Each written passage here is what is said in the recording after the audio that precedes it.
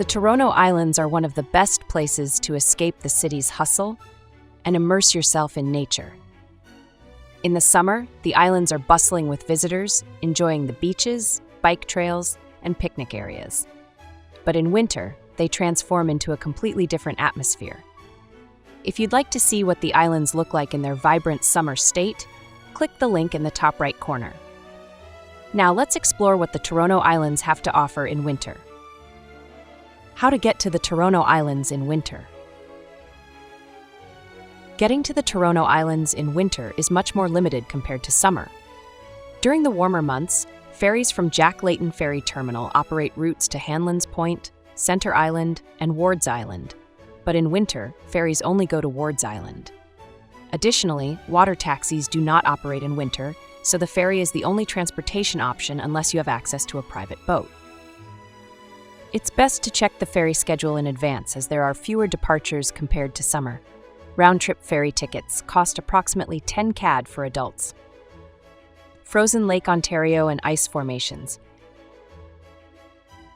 During winter, parts of Lake Ontario between the islands and downtown Toronto freeze over. The small rivers and ponds within the islands also develop layers of ice, creating a surreal winter landscape. On especially cold days, you might see people ice skating on frozen patches of the lake or ponds. However, it's crucial to note that many areas on the islands have warning signs advising against stepping onto frozen surfaces due to safety risks. The ice is not always stable, and authorities strongly recommend staying off these areas to avoid accidents. Life continues on Wards Island.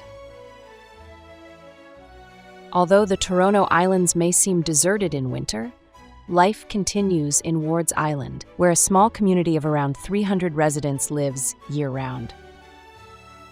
The snow-covered streets of Wards Island feel like stepping into a peaceful winter village.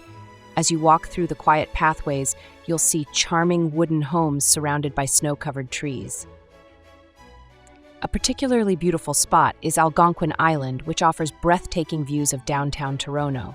From here, you can see the city's skyline rising above the frozen lake, creating a picture-perfect winter scene. Snow-covered beaches.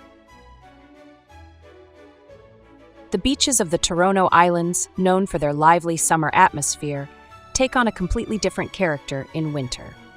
Wards Island Beach, Centre Island Beach, and Hanlan's Point Beach are covered in snow, making them perfect for nature walks and photography. Centre Island Beach in particular stands out with its expansive shoreline and its pier facing Lake Ontario. Walking here in winter might require some effort due to snow-covered trails, but the view of the vast frozen lake and the serene atmosphere make it well worth the journey. Winter hiking and photography.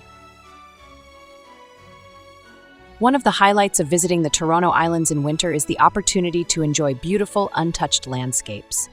Snow-covered trails, frozen ponds, and the dramatic contrast between the city skyline and the icy lake make the islands an incredible destination for both hiking and photography.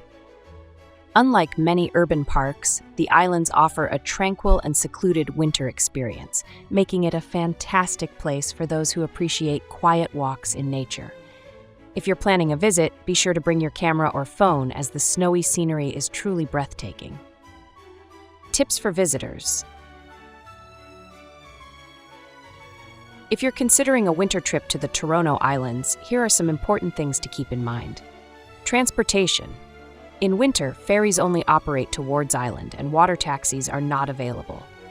Food and drinks. Most restaurants and cafes on the islands are closed during winter, so make sure to bring your own snacks and drinks. Restrooms. Some public restrooms remain open, but many are closed for the season. It's a good idea to use the facilities at the ferry terminal before heading to the islands. Closed attractions. The popular Centreville Amusement Park remains closed throughout the winter, and canoe and bike rentals are unavailable. Dress warmly. The Toronto Islands are open and exposed to strong winds.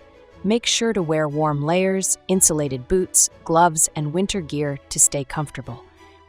While the Toronto Islands are often associated with summer fun, winter offers a completely different experience. The peace, quiet, and stunning winter landscapes make it a hidden gem worth exploring during the colder months.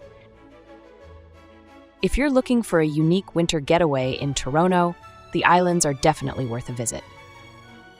Would you visit the Toronto Islands in winter? Let me know in the comments. If you enjoyed this video, don't forget to like, subscribe to Wanderway, and stay tuned for more adventures. See you in the next one.